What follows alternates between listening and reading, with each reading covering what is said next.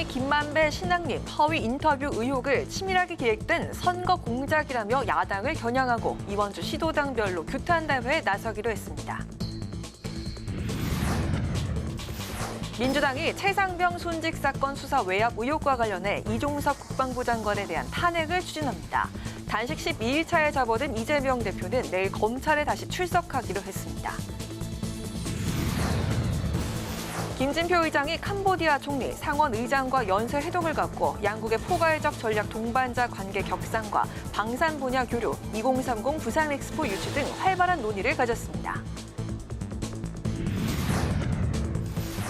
파워 인터뷰, 오늘은 내년도 예산안에서 대폭 삭감된 새만금 SOC 예산을 둘러싸고 벌어진 정치권 논란의 핵심 쟁점을 짚어보고 새만금 예산 심의 방향과 잼버리 파행 책임론에 관한 입장을 김윤덕 더불어민주당 의원에게 들어보겠습니다.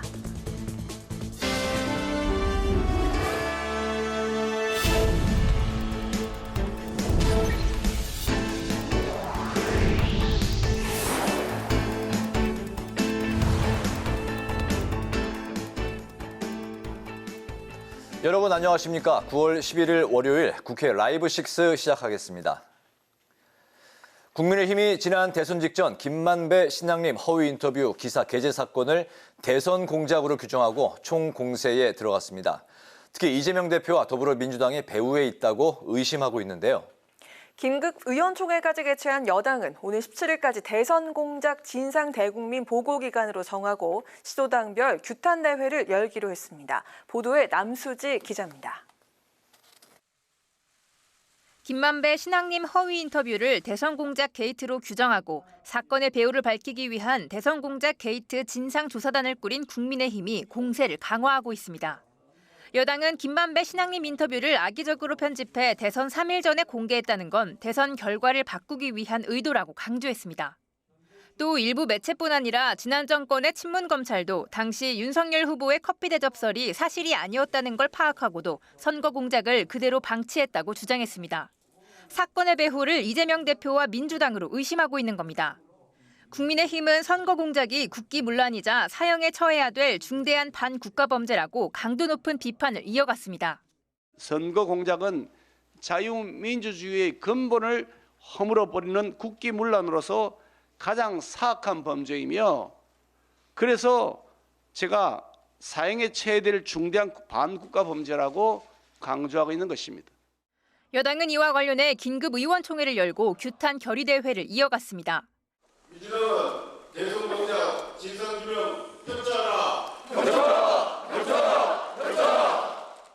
터트는 방지책을 마련하라.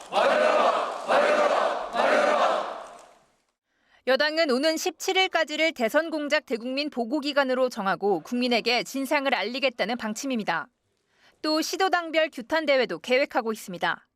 17일까지 대선 공작 진상 대국민 보고 기간으로 정했습니다. 일주일 동안. 그래서 의원님들을 중심으로 각 당협별로 이 대선 공작 게이트의 진상에 대해서 국민들에게 알리는 활동을 할 겁니다. 한편 이에 대해 민주당에서는 김기현 대표의 1급 살인죄 발언은 언론 위협이라며 정부 여당이 흑색 선전으로 국민 분열을 조장한다고 맞받았습니다. 국회 방송 남수지입니다. 더불어민주당은 이종섭 국방부 장관의 탄핵을 추진하겠다며 대여 공세를 이어갔습니다. 또 이재명 대표에 대한 검찰 수사가 정치 수사라고 맹비난했는데요. 이 대표는 내일 검찰에 출석하기로 했습니다. 김동희 기자입니다. 더불어민주당은 해병대 최상병 순직 사건 수사 외압 의혹과 관련해 이종섭 국방부 장관에 대한 탄핵을 이번 주 중 추진하기로 했습니다. 지난주 국방부 장관의 해임을 대통령에게 요구했지만 대통령은 그 어떠한 답변도 해오지 않고 있는 상황입니다. 그러므로 저희 민주당은 국방부 장관 탄핵소추안을 발의할 것이라는 점을 여러분께 말씀드립니다. 단식 12일차에 접어들며 건강이 나빠져 최고위원 회의에 불참한 이재명 대표도 입장문을 통해 이 장관의 탄핵은 국민 명령이라며 진상을 밝히겠다고 강조했습니다. 정의당도 이 장관 탄핵과 윤석열 대통령의 특검 수용을 촉구한 가운데 민주당은 내일 의원총회에서 탄핵안 당론 채택을 위해 의원들의 의견을 수렴한다는 계획입니다. 이런 가운데 민주당은 검찰의 이 대표 수사가 대선 경쟁자 탄압을 위한 망신주기용 정치 수사라고 주장했습니다. 직전 대선 경쟁자였던 야당 대표는 걸핏하면 검찰 소환을 합니다. 박정희 전두환 때도 이러지는 않았습니다. 지금은 정적 제거, 야당 때리기에 타격감을 즐기고 있겠지만 분명 끝이 안 좋을 겁니다. 또 정부 여당을 향해 이 대표 안부를 묻기는커녕 수사 방해용 단식이라며 폄훼하는 건 비인간적이라고 비판했습니다. 박병석 전 국회의장 등 민주당 4선 이상 중진 의원들이 이 대표를 찾아 단식 중단을 촉구했지만 이 대표는 정권의 전체주의적 권력 행사 기조를 바꿔야 한다며 단식 강행 의지를 드러냈습니다. 한편 이 대표는 내일 오후 쌍방울 의혹과 관련해 검찰에 재출석하기로 했습니다. 검찰이 이번 조사마저 무도하게 조작하는 등 검찰권을 남용할 경우 당이 할 수 있는 모든 권한을 사용해 대응할 수밖에 없음을 분명히 밝힙니다. 민주당은 검찰권 남용에 대해선 사법적 대응도 검토하겠다고 밝혔습니다. 국회 방송 김동희입니다. 이균용 대법원장 후보자와 박문규 산업통상자원부 장관 후보자에 대한 청문회가 잇따라 열립니다. 13일 열리는 박문규 후보자와 19일과 20일 이틀 동안 진행되는 이균용 대법원장 후보자 청문회의 주요 쟁점과 일정을 유지희 기자가 정리했습니다. 윤석열 대통령이 지목한 박문규 산업통상자원부 장관 후보자의 청문회가 이틀 앞으로 다가왔습니다. 인사청문회에선 방 후보자가 TF 위원장을 맡았던 잼버리 대회 책임론과 배우자가 보유한 2억 원 규모의 2차 전지 벤처펀드 지분 보유 문제에 대한 검증이 예상됩니다. 방 후보자는 잼버리 파행 논란에 대해 운영 과정의 미흡성에 대한 것은 감사원을 통해 확인될 부분이라고 밝혔으며 배우자의 2차 전지 벤처펀드 지분 보유가 이해 충돌에 해당하는지 여부는 법무법인의 검토를 받았다는 입장입니다.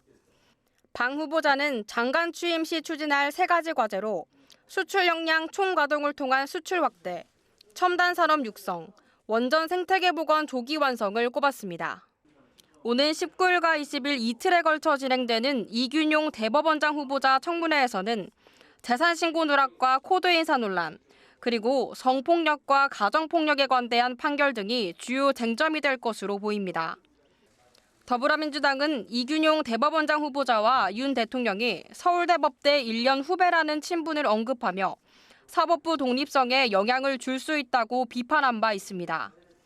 이 후보자는 지난달 29일 임명동의안 제출 과정에서 가족이 보유한 9억 9천만 원 상당의 비상장 주식을 20년간 재산 등록에서 누락한 사실이 밝혀졌으며 자녀들이 가진 해외 재산을 수년간 허위 신고했다는 의혹도 제기되고 있습니다. 이 후보자는 재산 등록 관련 법안이 바뀐 사실을 몰랐다고 해명했으며 자녀 재산 누락 문제와 논란이 된 판결과 관련한 내용은 청문회를 통해 상세하게 설명할 예정이라고 밝혔습니다. 한편 박문규 산자부 장관 후보자는 국회에서 청문 보고서가 채택되지 않아도 대통령의 임명이 가능합니다. 하지만 이균용 대법원장 후보는 국회 본회의 임명동의안 표결을 통과해야 대통령이 임명할 수 있습니다. 다수당인 야당이 반대하고 있는 상황에서 과연 어떤 결과가 나올지 주목됩니다. 국회 방송 유지희입니다. 국민의힘은 교권보호 4법 처리를 위한 민주당의 초당적 협력을 촉구했습니다. 유상범 수석 대변인은 국회 교육위원회 법안 심사에서 민주당이 교권 침해 행위, 학생부 기재 등에 대해서 반대하고 있어 법안 처리가 지연되고 있다고 주장했습니다. 유 대변인은 교권보호 4법에 조속한 입법은 더 이상 선택의 문제가 아니라며 선생님들의 간절한 외침에 응답하는 길이라고 강조했습니다. 더불어민주당은 일본이 독도 영유권 홍보활동 강화에 나서고 있는데 윤석열 정부는 독도 관련 예산을 삭감했다고 비판했습니다. 권칠승 수석 대변인은 일본의 독도 도발을 막아도 모자랄 윤석열 정부가 오히려 독도 주권 수호 예산 25%와 일본 역사 왜곡 등 연구 예산 73.6%를 삭감했다고 지적했습니다. 권 대변인 또 사케 한 잔에 강제동원 문제부터 후쿠시마 오염수 투기까지 내어주더니 이젠 독도까지 내주려 한다고 비난했습니다.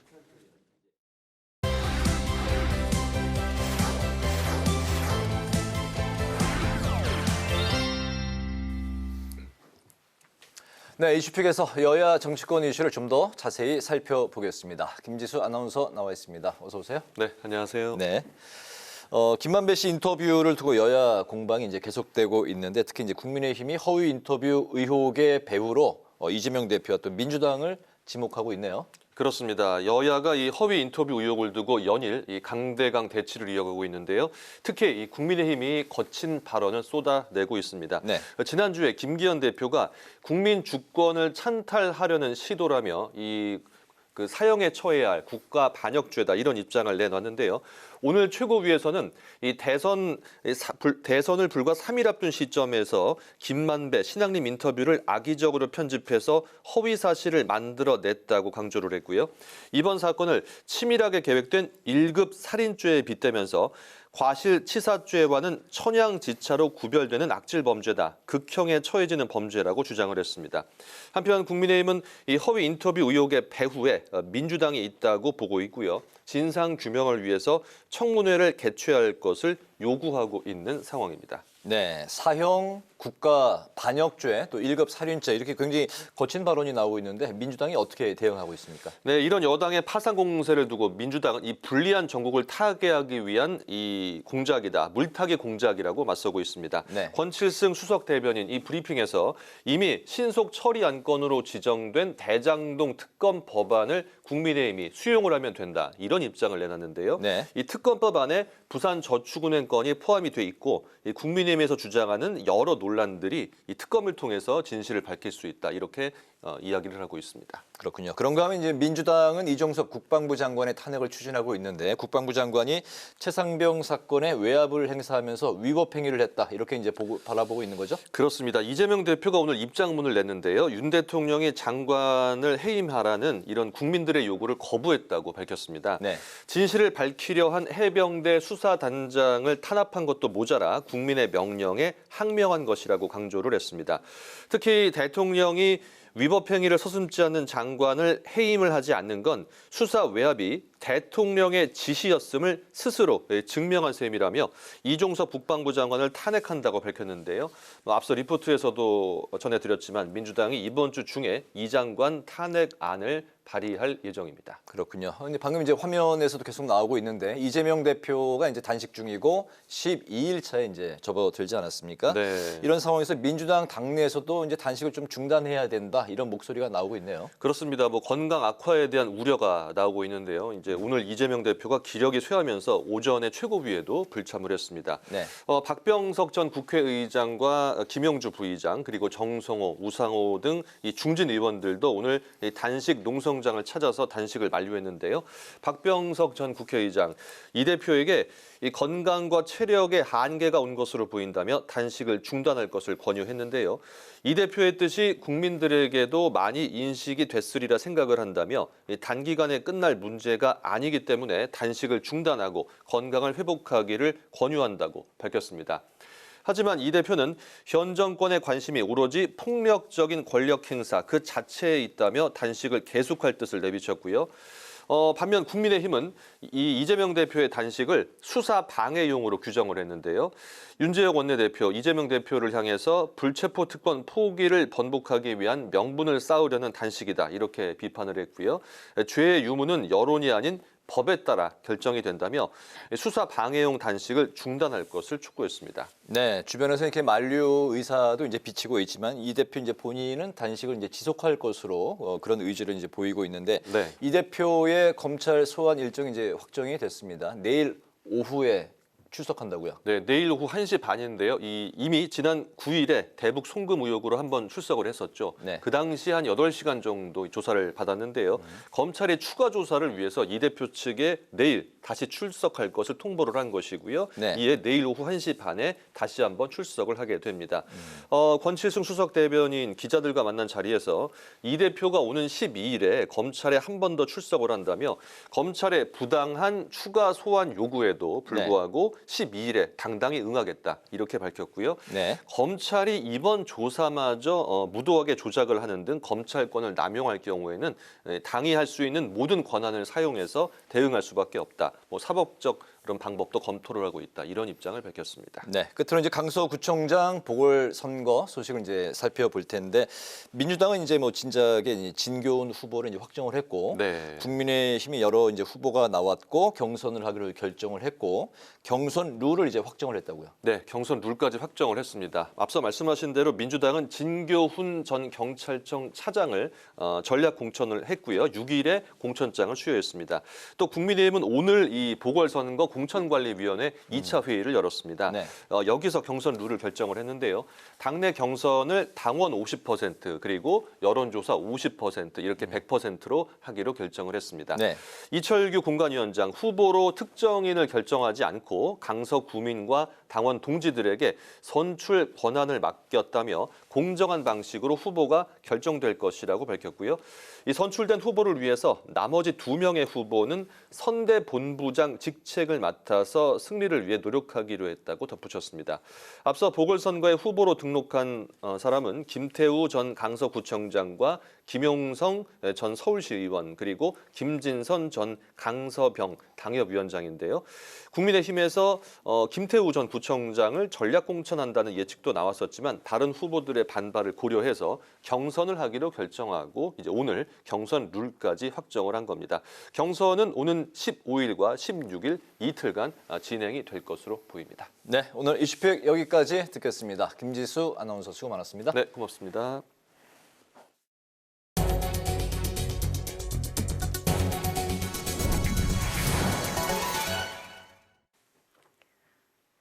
김진표 국회의장이 캄보디아 훈 마네 총리와 사이춤 상원의장과 잇따라 회동을 갖고 양국 간의 협력관계 증진 방안에 대해서 논의했습니다. 김 의장은 양국의 포괄적 전략 동반자 관계 격상을 위해 노력하겠다고 밝혔습니다. 문그린 기자의 보도입니다. 캄보디아를 공식 방문 중인 김진표 국회의장이 현지 시간으로 지난 8일 훈 마네 총리와 회동을 가졌습니다. 훈 마네 총리는 양국이 포괄적 전략 동반자 관계로 격상되길 강력히 희망한다고 말했고 김 의장은 양국 관계 격상을 위해 최선을 다하겠다고 화답했습니다. 또 김 의장은 공적개발 원조 ODA 지원을 강화해 캄보디아의 고소득 국가 진입을 돕겠다고 말했습니다. 양국과 캄보디아 간의 ODA 경제 사업이 더 활발하게 이루어져서 캄보디아의 경제 발전을 위해서도 한국이 좀 더 적극적으로 도움을 준다는 말씀을 드립니다. 이 밖에 김 의장은 캄보디아가 동남아시아 국가 중에서는 최초로 2030 부산 세계박람회 유치를 공식적으로 지지해 준 것에 감사함을 표하고 반드시 엑스포 개최에 성공하겠다고 말했습니다. 앞서 사이춤 캄보디아 상원의장을 만난 김 의장은 양국 의회 간 교류가 보다 활발하게 이루어지길 희망했습니다. 또 이를 바탕으로 아세안과 메콩 등 영내 협력도 한층 더 발전시켜 나가길 기대한다고 말했습니다. 김 의장은 말레이시아 쿠알라룸푸르로 이동해 말레이시아 상하원장과 회동을 갖고 방산, 인프라 분야를 비롯해 친환경 에너지 등 신산업 분야에서의 실제 협력 강화 방안을 논의할 예정입니다. 국회방송 문그린입니다. 중앙선거관리위원회 산하 국회의원 선거구 획정위원회가 국회 정치개혁특별위원회에 제22대 총선에 적용할 선거구 획정 기준을 다음 달 12일까지 확정해달라고 촉구했습니다. 획정위는 보도자료를 통해서 법정 선거구 획정 기한이 5개월여 지난 현재까지 구체적인 기준을 회신받지 못했다며 이같이 밝혔습니다. 획정위는 오는 11월 12일 국외 부재자 신고를 시작으로 22대 총선 일정이 시작되는 만큼 한 달 전인 10월 12일까지는 선거구 획정 기준이 마련돼야 한다고 강조했습니다. 모로코 강진으로 2,000명이 넘게 사망하는 등 피해가 확산하는 가운데 김진표 국회의장이 모로코 상하원 의장에게 위로전을 보내 희생자들을 애도했습니다. 김 의장은 대한민국 국회를 대표해 이번 사고로 희생된 분들의 명복과 부상자들의 조속한 쾌유를 기원하며 유가족들에게 애도의 뜻을 전했습니다. 또 지진으로 인한 피해가 신속히 복구돼 모로코 국민들의 상처가 하루빨리 치유되고 평온한 일상을 되찾길 바란다고 밝혔습니다.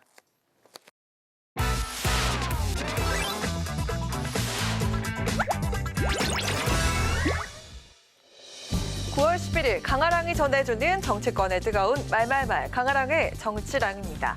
자, 오늘 첫 번째 주제, 체포 동의안입니다. 이재명 민주당 대표가 지난 9일 검찰 소환 조사를 마쳤지만 피의자 신문조서에 서명하지 않으면서 검찰은 이 대표 측에 12일에 재출석할 것을 요구했죠. 이 대표 측은 내일 검찰 출석에 응하겠다고 밝힌 상황인데요. 민주당은 검찰의 재출석 요구는 추석밥상에 이 대표의 체포동의안을 올리기 위한 것 아니겠냐며 빠르면 이번 주 중으로 검찰이 구속영장을 청구할 것으로 관측했습니다. 검찰은 이재명 대표를 추석 전에 구속시키려는 의도를 가지고 있는 것 같아요. 그리고 이것을 추석의 밥상 위에 올려놓으려고 하는 것 같아요. 더불어민주당과 이재명의 비리당 이미지를 더 세우려고 하는 것이죠. 그러기 위해서는 구속 시점을 이제 추석 전으로 딱 잡아놓은 것 같아요. 안민석 의원은 다음 주 월요일 열리는 본회의에서 이 대표의 체포동의안이 보고되고 수요일과 목요일로 예정된 본회의에서 체포동의안 표결이 이루어질 것이라고도 예측을 했습니다. 체포동의안 처리와 관련한 당내 분위기는 가결과 부결 등 여러 갈래로 나눠지는 듯 보입니다. 이재명 대표가 국민 앞에서 불체포 특권 포기 선언을 했기 때문에 다시 한번 가결시켜달라 이렇게 메시지를 내는 거는 어떨까요? 뭐 그런 부분에 대해서 적극적으로 검토하자라는 의견 분명히 있어요. 있고요. 또 대표의 의중은 쪽으로 굉장히 강하게 가 있는 것으로 알고 있습니다. 이재명 대표의 이제 단식 전과 후가 이제 분위기가 많이 바뀌었어요. 아무래도 이제 단식 중인 당 대표에 대한 사퇴 요구 목소리가 거의 잦아들지 않았습니까? 당 대표가 저렇게까지 단식을 하는데 부결시켜야 되는 거 아니야? 당 대표를 지켜줘야 되는 거 아니야? 이재명 대표의 존재로 인해서 민주당이 늘 들썩들썩하고 또 검찰의 조사가 나올 때마다 들썩이는 것을 보고 있기 때문에 내년 총선까지 계속 이 사안을 쥐고 가려 하지 않을까. 영장을 과연 청구할 수 있을까에 대해서는 좀 비판적인 쪽에 가 있습니다. 이런 민주당의 분위기에 국민의힘은 이재명 대표 단식을 겨냥하며 비판의 목소리를 높였습니다. 구속영장을 지연시키려는 꼼수라는 주장과 함께 불체포 특권을 포기하겠다던 발언을 번복하려는 명분 쌓기라고 비판했습니다. 민주당의 예상처럼 추석 연휴 직전에 이 대표의 체포동의안이 표결이 이루어지려면 이번 주에 구속영장이 청구돼야 하는데요. 내일 한 번 더 검찰에 출석하는 이재명 대표, 어떤 조사를 받고 올지 다가오는 추석 밥상에 이 대표의 체포동의안 이슈가 오르게 될지 지켜봐야겠습니다. 자, 이어서 두 번째 주제는 이르면 내일 개각입니다. 오늘 새벽 순방을 마치고 돌아온 윤석열 대통령이 이르면 이번 주 소폭개각을 단행할 것으로 보입니다. 문화체육관광부와 국방부 그리고 여성가족부 등이 교체 대상이 될 것으로 알려졌는데요. 특히 최상병 사망 사건 논란이 있는 이종섭 국방부 장관의 교체와 함께 국가안보실 제2차장과 산하 국방비서관 인사까지 단행할 것으로 알려지면서 안보 라인의 쇄신 의지를 드러낼 것으로 보입니다. 국방부 장관 후보에는 합동참모본부 차장을 지낸 신원식 국민의힘 의원이 유력하게 거론되고 있는 상황입니다. 또 2023 새만금 잼버리 대회 주무부처인 여성가족부 장관도 교체하면서 국정 동력을 확보할 것으로 보이는데요. 자, 여가부 장관 후보로는 박근혜 정부에서 청와대 대변인을 지냈던 김행 전 국민의힘 비상대책위원이 하마평에 오르고 있습니다. 하지만 여가부는 잼버리 대회와 관련해서 감사가 진행 중인 만큼 감사가 마무리된 후에 개각이 이뤄질 수 있다는 관측이 있는데요. 자, 이런 가운데 문체부도 개각이 이뤄질 것으로 보입니다. 이명박 정부에서 문체부 장관을 지냈던 유인촌 대통령 문화체육특별보좌관이 유력하게 거론되고 있습니다. 또 오선의원 출신인 정병국 한국문화예술위원회 위원장도 하마평에 오른 상황입니다. 국방부 장관의 교체를 포함한 개각 움직임에 대해서 국회에선 국방부 장관 탄핵이 거론됐습니다. 민주당이 최상병 사망 사건 논란의 중심인 이종섭 국방부 장관을 탄핵하겠다고 발표하자 국민의힘은 민주당이 습관적으로 탄핵을 꺼내든다면서 비판한 겁니다. 이종섭 국방부 장관에 대한 탄핵 소추안 제출할 예정입니다. 해병대원 사망 사건에 대한 특검 즉시 수용해야 한다는 내부 회의 결과가 있었습니다. 자체 여론조사에 있어서도 대통령실의 개입 의혹에 대한 특검 반드시 필요하다는 여론조사가 매우 높게 조사되었습니다. 이종석 국방부 장관 탄핵 추진을 보러 보이는데요. 탄핵부터예요? 이상민 장관을 탄핵을 추진해서 6개월간 가장 중요한 행정 안전에 공백을 초래했습니다. 조금만 마음에 안 들면 탄핵이 이제 습관적으로 나오는데 이성을 찾길 바랍니다. 해병대 최상병 사망 사건 논란이 여전히 진행 중인 가운데 이종섭 장관 탄핵 추진을 공식화한 민주당, 국방부 장관 교체를 염두에 두고 있는 정부. 이르면 내일 단행될 개각으로 정치권은 또 어떤 파장을 맞게 될까요? 지금까지 강아랑의 정치랑이었습니다.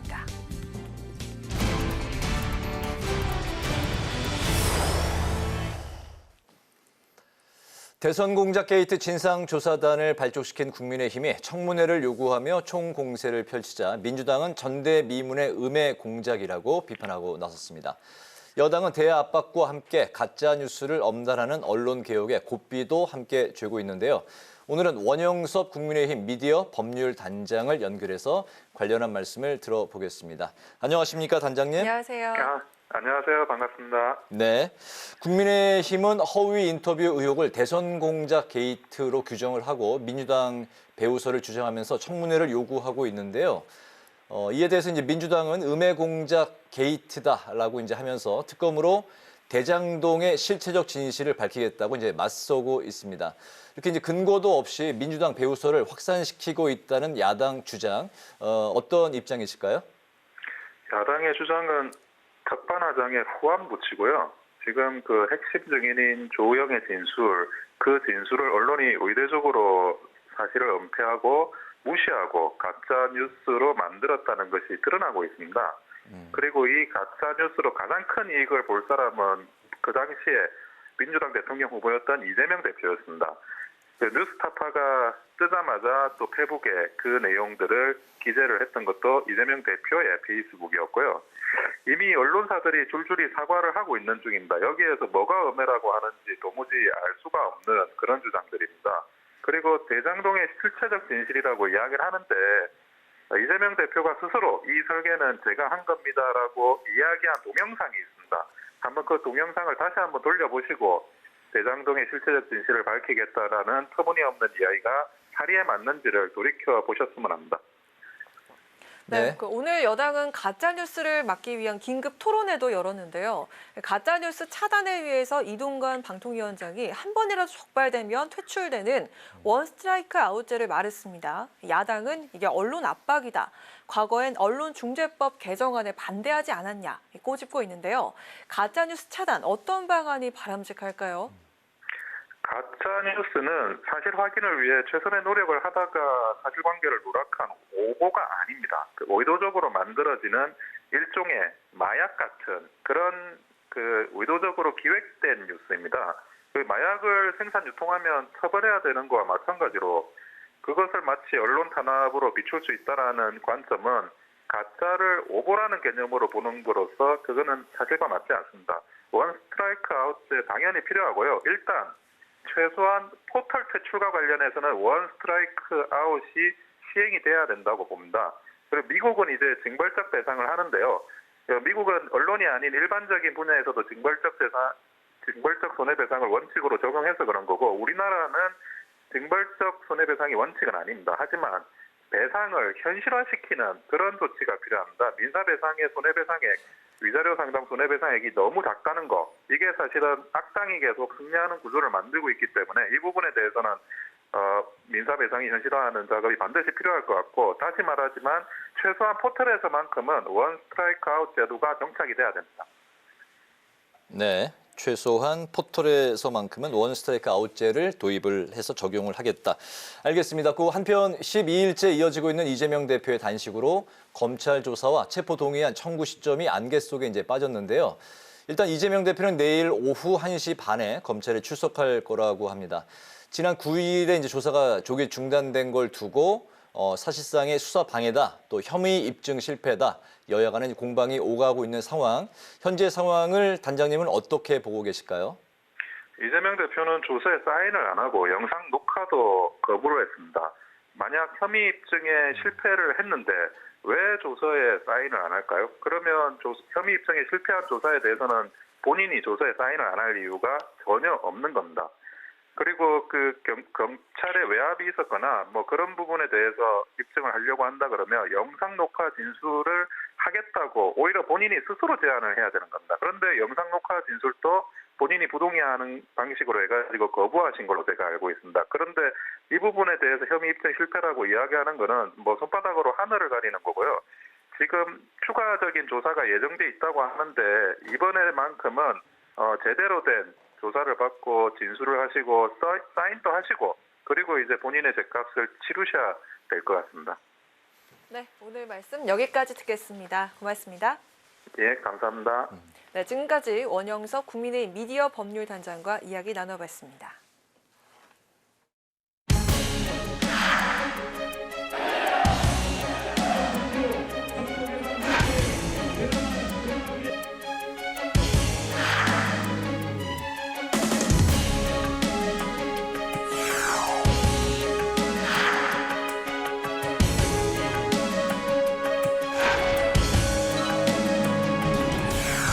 특정 지역이나 사업에 대한 예산안 편성을 감정적이고 자의적으로 했다면 이건 재량권의 일탈을 넘어서 직권남용이고 예산 보복입니다.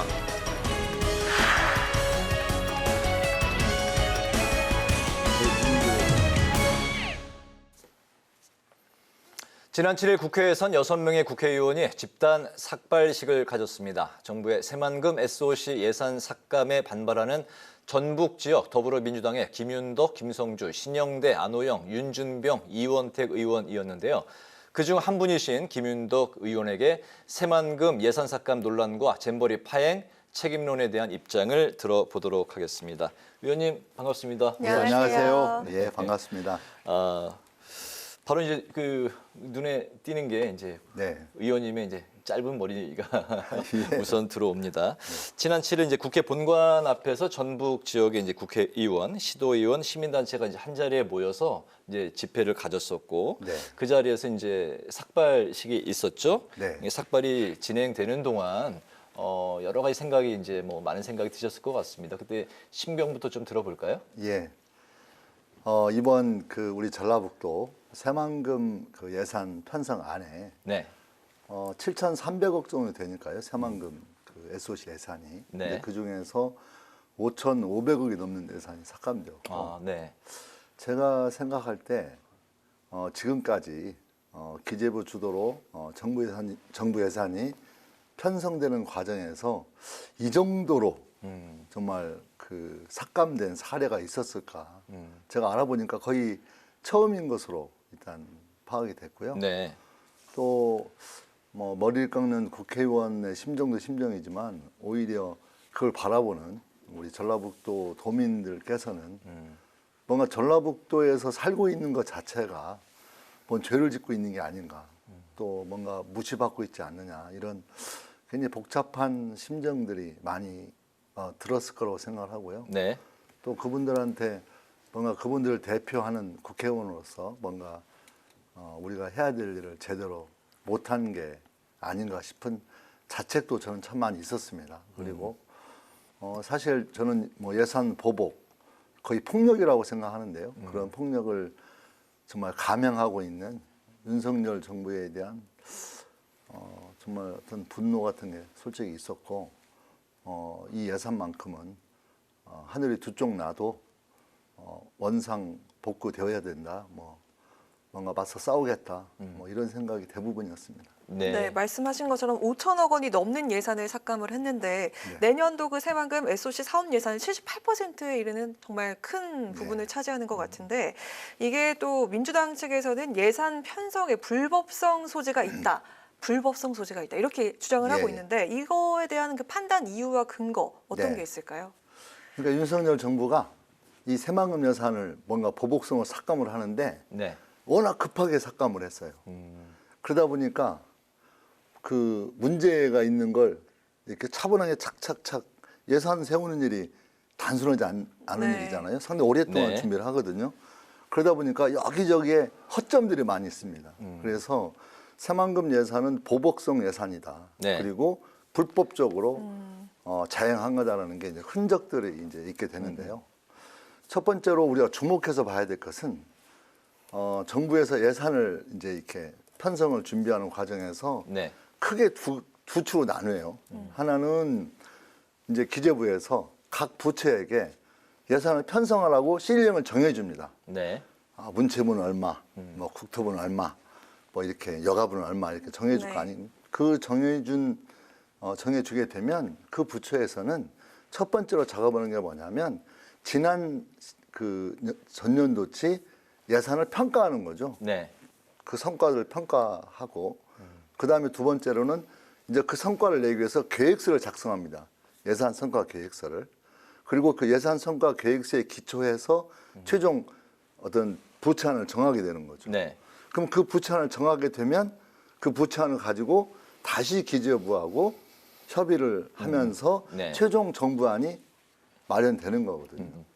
근데 성과 계획서에서는 예를 들면 우리 새만금 SOC 사업에서 항만은 1,600억 정도를 하자. 이런 게 흔적이 남아 있어요. 네, 네. 근데 부천에는 예산이 싹둑 네. 잘려 있고 또 항공 문제도 성과 계획서에는 적기에 추진해야 된다. 네. 이렇게 해놓고 예산은 거기다 잘라놓고 이런 일이 있는 거죠. 그러면 그 예산에 대한 성과 계획서와 그 다음에 예산안 자체가 네. 안 맞잖아요. 그런 흔적들이 있다는 거죠. 그렇다면 예산 성과 계획서를 만드는 근본 목적과 이유가 전년도를 평가하고 이렇게 해야 되겠다 저렇게 해야 되겠다라고 하는 안을 정리하고 네. 거기에 기초해서 그렇다면 이 예산은 10억이면 되겠다 20억이면 되겠다. 근데 이제 국토부가 정하게 되면 담당 부처가 국토부니까 그러면 국토부하고 기조 협상하면서 12억으로는 좀 아쉬우니까 15억을 하자. 아니다 12억 그다음 좀 10억으로 하자. 뭐 이런 조정은 될 수 있지만 네. 성과 계획서에 근본적으로 성과 계획서를 근본적으로 부정해 버리는 그런 예산안은 있을 수가 없다라는 겁니다. 알겠습니다. 아니요, 두 번째는 또 네. 있어요. 네. 또 하나는 뭐 예산안이 정부가 정리하잖아요. 그러면 정부가 정리를 하게 되면 그 예산안에 부처 요구안은 10억이다. 근데 정부안은 12억이다라고 딱 표기가 됩니다. 그러니까 그 예산서를 안을 보면 부처에서는 10억을 요구했는데 정부에서는 12억을 해서 2억을 더 증액시켰구나. 부처에서는 10억을 요구했는데 기재부에서는 2억 깎아서 8억을 했구나. 라고 하는 걸 정리가 돼 있는 거죠. 근데 부처에서 원래 5억을 요구했는데 정부에서 그 안을 잡을 때 5억을 요구했는데 10억을 했다. 그러면 5억을 요구했는데 15억을 잡았구나. 라고 볼 수 있지 않겠습니까? 네네. 근데 정부에서 이 부처 요구안을 의무적으로 수정해서 원래 5억을 요구했는데 네. 정부 안에는 부처안도 15억, 기재부안도 15억 이렇게 했다는 것은 네. 기재부에서 각 부처의 주어진 시일령 내에 있어 편성권을 무시해버리는 그걸 수정할 수 있는 법적 권한이 저희는 없다고 보는 거죠. 그래서 새만금 개발청에서 네네. 핵심 쟁점이 알겠습니다. 정부에서는 마스터 플랜을 새롭게 짜는 것 때문에 예산을 깎았다고 했지 않습니까? 네네. 근데 최초 새만금 개발청에서 MP 변경에 대한 예산은 5억으로 잡혀 있었습니다. 그 5억으로 잡힌 성과 계획서 그 안에는 2차 전지 사업과 같은 사업이 추가됨으로써 새만금 MP가 부분 변경이 필요하다. 그래서 5억 정도가 필요하다 올렸는데 정부에서는 갑작스럽게 예산을 삭감해버리면서 뭔가 몰리게 되고 비난을 받게 되니까 근본적인 MP 변경을 하기 위해서 했다라고 해서 처음부터 새만금 개발청에서 15억을 요구한 것으로 서류를 뒤바꾼 거죠. 알겠습니다. 그 많은 말씀을 해주셨기 때문에 잠깐 좀 정리를 하고 질문을 이어가는 게 좋을 것 같습니다. 두 가지 측면에서 봐야 한다는 거예요. 부처별 예산 편성 과정을 이제 자세히 말씀을 해주셨고 이번에 이 상황은 기존의 그런 관례와 상식을 깬 여러 의혹이 뭐 들 수밖에 없다라고 이제 말씀을 해주셨는데 조금 전에 이제 2차 전지도 이제 말씀을 이제 해주셨는데 최근에 새만금 지구가 2차 전지 특화 단지로 지정이 되면서 기업들의 이제 투자 붐이 이제 좀 일고 있다고 들었습니다. 그렇기 때문에 정부는 새만금을 동북아 허브 경제 허브로 성장시키겠다. 그렇기 때문에 뭐 예산 조정이 좀 불가피했다 이런 논리거든요. 그렇죠. 어떤 입장이신가요? 새만금 개발청에서는 처음에 MP 변경이 필요하다는 이유를 똑같습니다. 그런 어떤 2차 전지 특화지구 때문에 어떤 기업들의 니즈가 요구가 있다 보니 MP에 대한 변경이 필요하다라고 해서 예산 5억을 요구한 거죠. 근데 그 2차 전지 특화지구가 되니까 MP 변경이 필요한 것은 기존에 해왔던 SOC를 변경시키는 것과는 전혀 상관이 없는 그 SOC는 계속 진행되면서 마스터 플랜 부분 변경을 통해서 새롭게 올라온 요구를 받아 안는 식의 변경을 생각했기 때문에 5억이 필요했던 거죠. 근데 갑작스럽게 정부에서는 15억으로 올렸어요, 이걸. 마스터 플랜 바꾸는데 10억을 올린 이유가 뭐냐? 아까 말했던 2차 전지 이렇게 돼서 근본적인 변화가 필요하다. 그러면서 마치 멋진 마스터 플랜을 만들어야 새롭게 짜야 되니 그래서 우리는 이 SOC를 자른 거다. 라고 하는 명분을 삼은 거죠.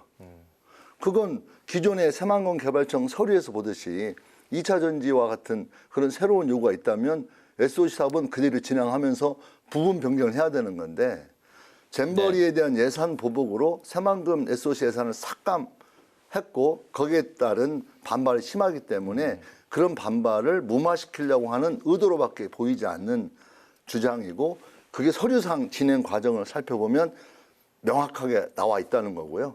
이건 기존의 관행을 깬 문제가 아니라 바불집안한 문제다. 알겠습니다. 네. 이제 한 달 뒤부터는 또 이제 국정감사가 시작이 될 텐데 또 그때는 또 잼버리 사태 책임론을 두고 공방이 또 격해질 것 같습니다. 이 정부 여당의 주장에 따르면 지난 정부와 또 전북도가 책임을 져야 한다 이렇게 나오고 있는 상황이거든요. 자, 그리고 전북도의 책임은 있다면 몇 % 정도일지 어떻게 생각하시는지 한번 들어볼까요? 저는 한 7대3 봅니다. 7이 어디죠? 여가부죠. 여가부. 네, 그러니까 전라북도 한 30% 책임이 있다. 중앙정부가 7이고 전북도는 30% 정도. 30%. 네. 그러니까 이제 잼버리가 쭉 진행이 되어 옵니다. 저는 이제 공동 조직위원장이었으니까. 근데 새만금 잼버리는 쭉 진행이 되는 과정에서 중요한 터닝 포인트점이 생기게 돼요. 그건 언제냐면 올 5월입니다. 올 5월에 비가 너무 많이 와버린 거예요. 그러니까 기존의 잼버리를 준비하면서 폭우 문제라든가 폭염 문제라든가 그 잼버리는 늘 더운 시기에 하기 때문에 장마라든가 폭염에 대해서 이미 고민이 돼 있거든요. 근데 생각보다 5월에 비가 많이 오니 생각보다 이게 간척지다 보니까 그 피해라든 게 크구나. 그리고 행사를 진행하는 데 있어서 생각보다 더 장애가 생기겠다라고 하는 걸 인지하게 된 거죠. 5월에. 그래서 5월에 인지를 해서 제가 총리가 내려오겠다고 해서 총리가 이제 잼버리 정부 지원의 위원장이니까 저는 당연히 해결될 줄 알았어요. 근데 총리가 오셔가지고 잘 해결해라 이렇게 하시고 다시 올라가면서 문제는 어떤 문제를 해결하려면 예산 대책이 정확히 있어야 되거든요. 근데 예산 대책이 제대로 마련되어 있지 않았기 때문에 제가 요구를 한 겁니다. 이번 폭우 이후에 이제 8월부터 시작하는 잼버리에 대한 준비가 필요하다. 그래서 5명의 공동 조직위원장과 집행위원장을 맡고 있는 전라북도 도지사의 6인 회의를 하자고 제안한 거죠. 문제는 여가부 장관이 그걸 거절한 겁니다. 그래서 이제 공동 조직위원장하고 집행위원장인 도지사의 어떤 그 회의를 요구했었는데 이게 거절당하면서 제가 이제 국회 5분 발언을 하게 된 거죠. 그래서 국회 5분 발언을 하면서 뭔가 잼버리에 대한 특단의 대책이 필요하다. 자칫 잘못하면 이 잼버리가 정말 공포와 트라우마로 어떤 그 점철된 그런 행사가 될 수 있다라고 해서 모였습니다, 저희들이. 알겠습니다. 그래서 모여서 회의를 했는데 그 당시에 이제 제가 요구했던 것은 첫 번째로 비가 많이 왔다. 그래서 폭우에 대한 대책이 수립이 돼야 되겠다. 또 하나는 여름이라 비가 너무 많이 와도 걱정, 비가 안 와서 너무 뜨거워도 걱정이잖아요, 사실. 예. 그래서 네네. 폭염 대책이라든가 또 기타 대책을 세워야 된다. 그래서 우리가 폭우가 왔기 때문에 폭우로부터 어떻게 대응할 것인가의 어떤 대책도 중요하지만 폭우를 통해서 또 다른 예기치 못한 또 다른 문제가 생길 것을 대비해 놔야 된다. 그도 예산의 특성상 네네.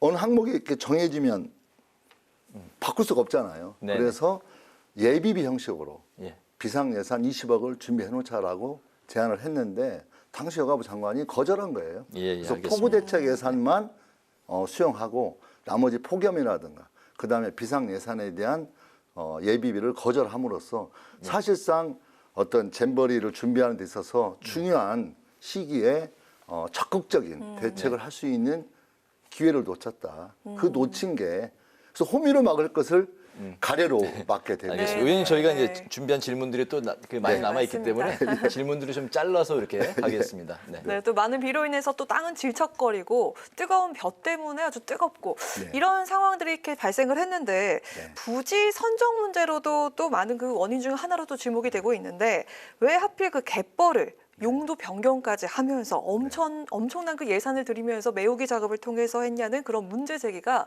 정의당 측에서도 나왔고요. 이 밖에도 그 졸속 추진 그리고 혈세를 낭비하는 것 이런 거에 대한 지적, 그 국민들의 목소리가 상당히 높은 상황이었습니다. 자, 이런 부분들에 대해서 많은 지적이 있는데 어떤 답변을 드릴 수가 있을까요? 그러니까 제가 볼 때는요. 좀 약간 진보적 성향의 분들은 갯벌에서 하는 것 자체를 싫어합니다. 그러니까 뭔가 갯벌을 지켜야 되는데 거기서 행사하느냐라는 기본적인 불만이 저는 있었다고 보고 있고요. 또 중요한 포인트는 저는 정상적으로 그러니까 이미 세계 스카우트에서도 여기에서 잼버리를 할 수 있는 적정의 장소다라고 4년마다 한 번씩 잼버리를 치르는데 그것도 한 여름에 합니다. 8월 달에 늘. 근데 그렇게 해온 스카우트 관계자들 모두가 다 적지라고 평가를 내린 거죠. 근데 그렇게 해서 저희가 폴란드를 이기고 선정이 된 거 아니겠습니까? 근데 나중에 근본적으로 어떤 그 장소 문제에 대한 문제가 제기된 본질은 행사에 대한 책임을 누군가는 져야 되는데 뭔가 문제가 있었으니까 져야 되는데 그 행사 준비에 문제가 있지 않고 원래 거기서 하면 안 되었다라고 하는 식으로 책임을 회피하기 위한 저는 그 사람들에 의해서 주장되어지고 있는 게 핵심적인 거다 저는 보고 있고요. 세계 스카우트 관계자들이 와가지고 부럽다고 했습니다.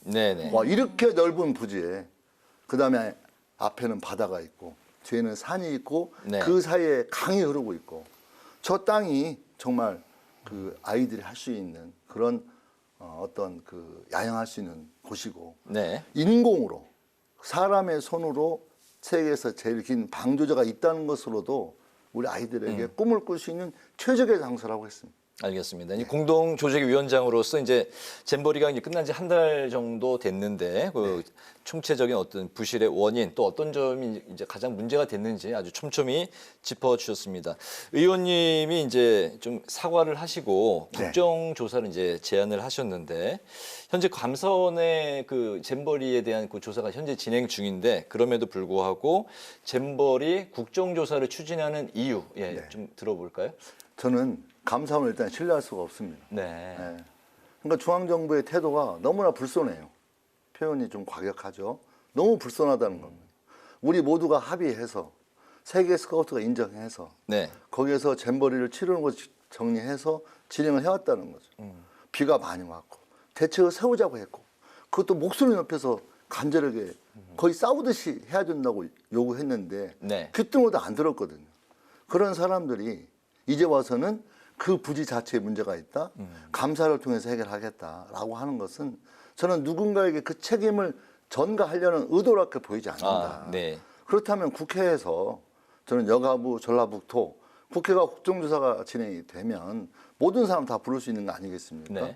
저도 피의자가 참여를 바로 해서 그래서 의원님도 국정조사가 이제 진행이 되게 되면 증인으로 출석해야죠. 출두하실 수도 있잖아요. 네. 그 부분이 좀 난처하실 수도 있을 것 같은데. 전혀 그렇지 않습니다. 책임을 질 부분은 지겠다 그런 자세이신가요? 예. 네. 그래서 저는 무조건 처음부터 사과를 했고요. 어쨌든 이 잼버리 행사의 공동위원장이었는데 이게 이렇게 뭔가 안 좋은 모습으로 마무리가 되었다는 거죠. 거기에 대한 저는 정확한 조사를 하는 게 필요한데 그 조사의 목적이 누군가에게 책임을 전가시키려고 하고 네. 또 하위 공무원들 몇 가지 문제 잡아가지고 그들을 처벌하는 방식으로 정말 책임져야 할 사람들은 뻔뻔하게 돌아다니고 있고 거기서 어쨌든 열심히 일을 했던 하위 공무원들이나 잡으려고 하는 행태에 대해서는 저는 굉장히 분노하고 있고요. 네. 저는 이 자리에서라도 저는 말씀드리고 싶은 것은 진짜 책임성 있는 위치에 있는 사람들이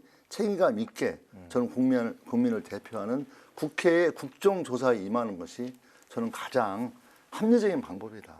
그리고 이 국제행사를 제대로 평가해야만 앞으로 우리 대한민국이 국제행사를 유치하고 또 그 행사를 진행하는 데 있어서 뭘 어떻게 해야 될지에 대한 방향성도 제대로 잡을 수 있는 게 아니냐. 그런 게 보장이 된다면 저도 당연히 조직위원장의 한 사람이기 때문에 네. 참석해서 증인으로 참석해서 정말 책임질 게 있다면 책임지고 또 정말 분명히 밝혀야 할 게 있다면 밝혀내는 것이 저는 도리라고 생각합니다. 네. 네, 자 이제 그 예산안이 국회로 넘어왔습니다. 네. 민주당은 이 새만금 예산 복원 없이는 예산안 처리가 어렵다라는 강경한 입장 가지고 있고요. 보통 그 정부 예산안이 국회를 거치면서 정부 여당과 또 야당 간의 많은 그 조정과 협상이 이루어지기도 하는데 앞으로 그 새만금 예산 협의 어떻게 임하실 갖고 계실까요? 저는요 상식적으로도 정말 후한무치 이런 말 쓰는데요. 7,300억이 넘는 예산을 네. 그 몇 달 사이에 5,500억을 깎는다고 하는 것은 저는 있을 수가 없는 일이라고 생각합니다. 그건 새만금 예산에 대한 예산 보복이기도 하지만 본질적으로는 정말 국민을 아주 우습게 보는 저는 권력자들의 행태라고 봅니다. 그렇다면 이건 전라북도만의 문제가 아니고 전라북도 도민들의 문제가 아니고 또 전라북도 국회의원들만의 문제가 아니라 네. 저는 현재 버젓이 진행되고 있는 국가폭력에 대한 저는 국민적 대응이 돼야 되는 문제이고요. 그런 차원에서 이번 전라북도 새만금 예산은 바라보는 게 그 본질을 제대로 볼 수 있는 거라고 보고 있기 때문에 처음 원한 대로 예산이 원상 복구가 돼야 된다는 말씀이신가요? 무조건 복원돼야 되는 거고요. 네. 저는 민주당 차원에서 또 국민들이 호소하면서 저는 투쟁을 해야 된다 생각하고 있고요. 저는 머리를 깎은 이유도 이건 예산 협상이 아니고 네. 저는 예산을 어떤 원상 복구에 대한 투쟁 과정으로 저는 인식하고 있고 그렇게 하겠다 이렇게 말씀드리겠습니다. 네. 네, 그 전주울 조직위원장 그 정은천 국민의힘 의원도 새만금 예산 정상화를 요구하고 있더라고요. 이 부분 협치 가능합니까? 저는 협치로 될 수 있는 문제가 아니라고 생각합니다. 네. 저는 정은천 의원이 저는 지금이라도 삭발해야 한다고 생각해요. 저는 시기를 놓쳤다 이렇게 생각합니다. 지금이라도 네. 저는 어떤 한나라당 국민의힘 의원으로서 협치가 가능하려면 저는 국민의힘 내부에서도 이 문제에 대해서만큼은 삭발을 하고 싸우고 투쟁해야 된다고 하는 인식의 회를 같이 하지 않는 이상 말만 이렇게 해서 왔다 갔다 하면서 하는 그런 허울 좋은 협상을 통해서 저는 협치가 이루어지지 않고 이 새만금 예산에 대한 협치는 저는 말도 안 되는 무도한 예산 보복이라고 하는 데에서 인식을 같이 하고 그 투쟁을 통해서 협치가 이루어질 수 있다 이렇게 생각하고 있습니다. 알겠습니다. 이제 날이 점점 좀 날씨가 좀 차가울 텐데 아무튼 머리가 좀 짧으시는 만큼 건강 관리에 또 각별히 또 신경을 좀 쓰셨으면 좋겠습니다. 파워 인터뷰 이제 오늘 마칠 시간이 됐는데요. 오늘은 새만금 예산 삭감 논란과 잼버리 파행 책임론에 대해서 김윤덕 더불어민주당 의원과 관련 말씀을 나눠봤습니다. 오늘 말씀 잘 들었습니다. 고맙습니다. 고맙습니다. 감사합니다. 네, 오늘 국회 라이브 6 여기까지입니다. 시청해주신 여러분 고맙습니다.